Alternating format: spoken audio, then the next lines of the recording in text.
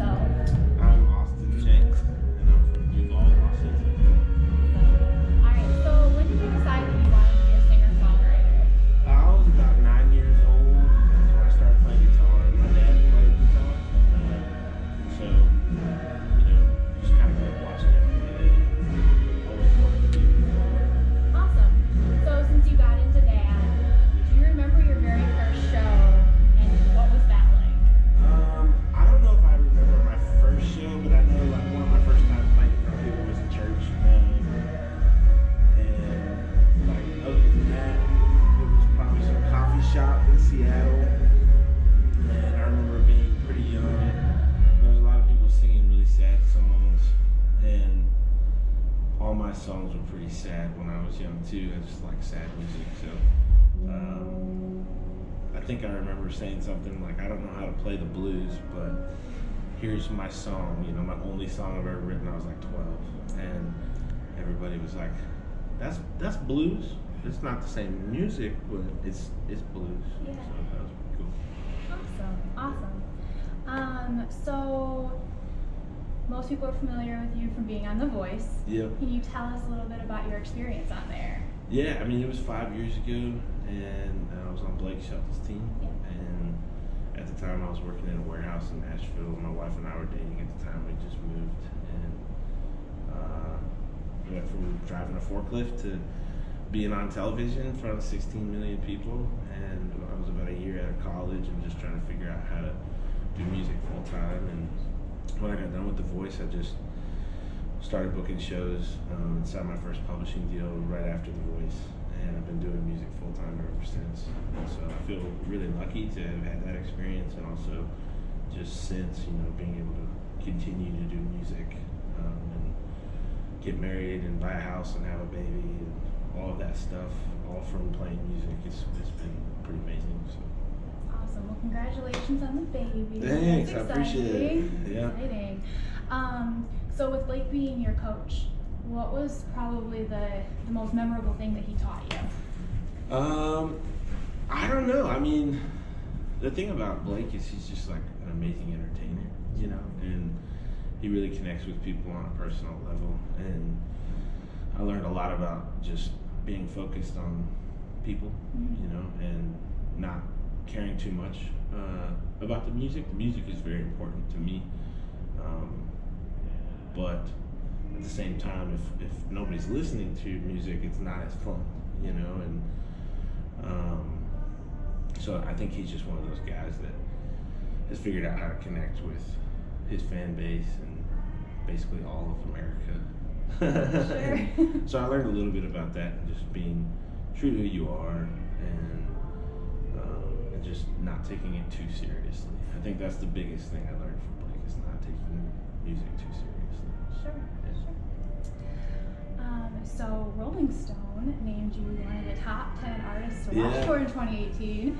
That's awesome. Pretty much, yeah. That is really cool. So what was it like when you found out that was happening? Well, when we did the interview, I was down in Florida, like a songwriters thing, and a festival, 38 Songwriters Festival, and they called, and I was just in my room, and I think the baby was like 6 months old at that point, and it was just really cool, having any sort of validation for what you're doing always feels good. But from Rolling Stone, the Rolling Stone is like the magazine that everybody grew up looking at, and it's in movies and stuff like that. So it definitely made me feel kind of like a rock star. Well, that's warranted, because that's huge and that's awesome, and we think you're doing great. Thanks. That's one thing I was telling her when we were on our way over here, that I was doing stuff around the house yesterday, rocking out to your music, and I was like, awesome. I'm loving this. So Awesome. Yeah, so we're super proud of you, because that's huge. Thank you. You mentioned you're from Washington. Yep. Just performed the national anthem. I at the did. Seahawks Seahawks game. game, yeah. How was that? We lost, unfortunately, at the end of the game. We almost came out, but no, it was one of those things that like you prepare for in your head forever. Like I had imagined it a million times, and I just didn't know what it was gonna feel like standing up there. And we did like the rehearsal, and it was like the most amazing thing because the echo of just a stadium like that is just nuts. And then just standing up there, you know, the 10 minutes beforehand, I was just in the middle of the field looking around at everybody, and everybody got really quiet. I closed my eyes for most of it. I put my contact lenses in because I wanted to remember being able to see it. But the one time I opened my eyes and saw myself on the screen, I was like, oh, just closed my eyes again. But it was nuts. They had fireworks, they had a jet flying over, and when we were doing rehearsal, the guy from the Air Force was like, no big deal, man, we're just timing a jet off of you. So if you could, you know, keep it exactly 90 seconds, that'd be great. And it's like, I have no idea how long it's going to be. It worked out. Well, it sounded great. I saw it, the videos that you posted on Twitter and Instagram, and it sounded great. So who is somebody that you'd like to work with, whether it's another songwriter, musician? Man, that's tough. There's a lot of different people. I'm a huge fan of a lot of different songwriters in Nashville. There's one guy named Travis Meadows. It's like one of my favorite songwriters. He's been in town forever. I'm hoping that I get to work with him sometime. You know, I love Chris Stapleton. I love Need to Breathe. I definitely dream of being able to hang out with people like that because I've been listening to them. You know, I'm one of those weird kind of fans that when I like something, I just listen to it like a million times. Sure. And I don't listen to random stuff as much. So I'll listen to like the whole record and dive into whatever I think this person might be. So I have so many thoughts about who Chris Stapleton might be. I guess maybe one day I'll be able to meet him. That would be awesome. Well, I'm hopeful for you that that's able to happen. That'd be great. When can we expect your album to be released? The album is finished.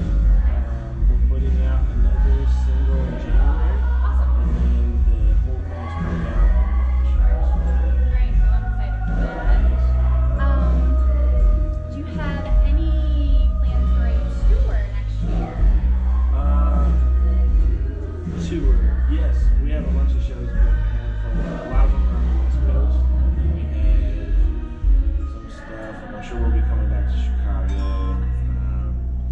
And I'd love to get back up here too. I really, really like Michigan. We played in Grand Rapids earlier this year, and that was awesome. And I played outside of Detroit earlier this year, and in Detroit too. So I don't know. You guys ever go to Detroit? I work in Detroit, yeah. Detroit is awesome. I love it out there. Like every time I go there, I just feel like an American. I was playing a benefit concert up there, I guess a year ago. I was staying in like a Airbnb that's in one of those old buildings that was renovated. Yeah. And it looks like it probably used to be like a project. It's like one of those block buildings. It's just named like the 1600 building. Oh, yeah. And there's this old guy coming out in a wheelchair, and he's like, "You play music?" I'm like, "Yeah." "Well, I'm in the business. Come over here." He's probably 80 years old, and I followed him in his room, and nothing had changed since like the 60s. Like I'm pretty sure he smoked in there, and there was like records all over. But he was like showing me all these old records, and like he pulled out this award that he got, and he was the first African American to ever own his own record store in the United States. And so that was like my first time in Detroit, and I remember just being like, "Wow, That's cool." It's cool." Yeah. It's coming up. Do you have any holiday traditions? Holiday traditions. Well, we do like the gift exchange. My mom, for Thanksgiving, you know, everybody's name goes into a hat, and then she kind of picks for us, I think, but she's not supposed to know. But we all get somebody, you know, because I live so far away from my mom and my sister. They're back up in Washington. So it just makes more sense. It's a little bit easier for everybody to have like one person they have to buy a gift for instead of everybody buying gifts for everybody. So that's one thing that we do.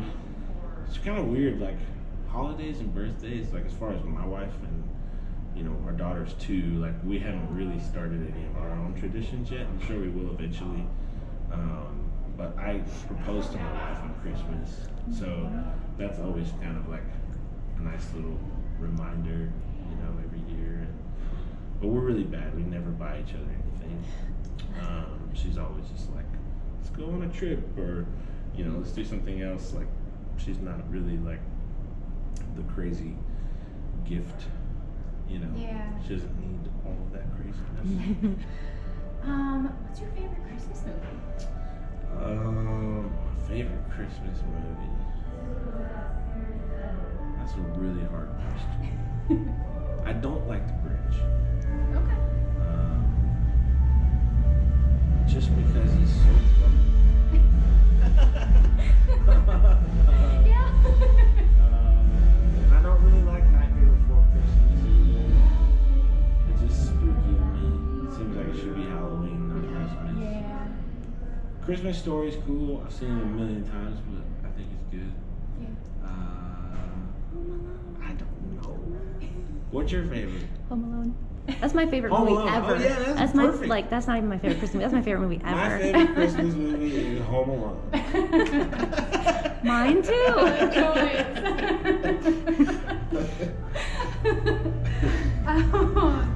Favorite Christmas song? Favorite Christmas song? Probably something by Whitney Houston or Mariah Carey. Yeah. You just made my day. I don't know what the Houston name is like. Yeah, Whitney Houston. Yeah. Listening to your music yesterday, right away in my head, like those are the two songs that I just kept going back and forth. I absolutely love them. Thank you. Thank you. What are the stories behind those? Because I assume you wrote both of them. I did. Okay. So yeah, what's the stories behind those? So Right Away was kind of musically. Both of the songs are basically musically. They started musically. So like Right Away, that guitar riff I wrote at home, and then I co-wrote both those songs. Actually, one of the guys, Lynn Hutton, we wrote both those songs together.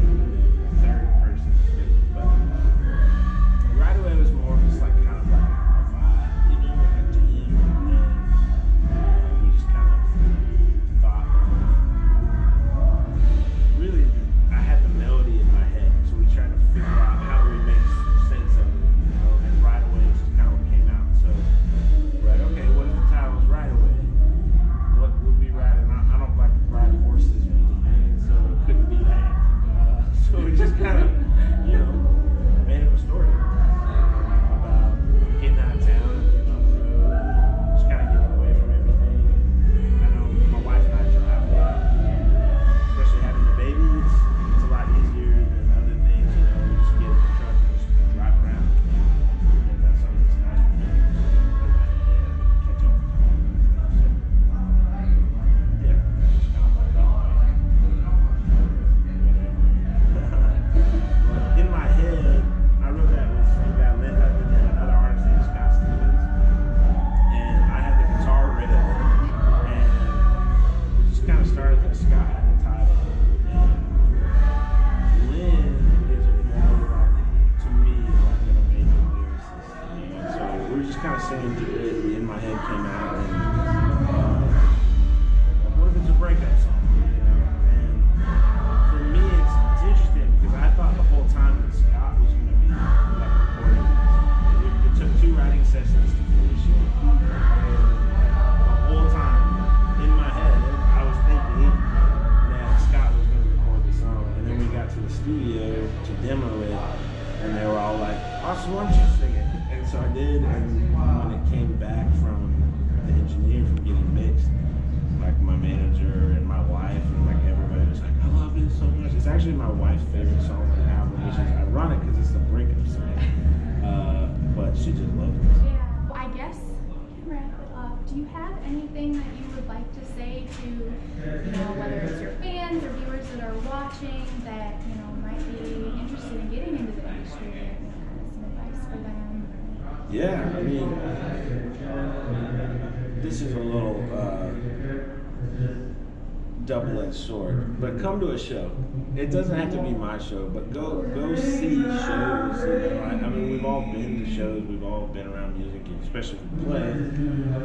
But I've found that the most inspired that I get is when I go see live music. And anymore, just traveling and then writing music every day and having it be a full-time gig, I don't get to go to see as much music. You know, like today, we're playing with them and they're like sound checking right now, and they sound awesome. Like I would love to just sit and listen, but like we're gonna go do our sound check, we're gonna play our show, and then we just drove 10 hours, so we're probably gonna go to bed.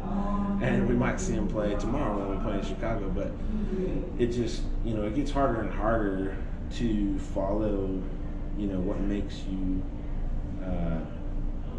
really feel inspired by music when you're doing it as a job.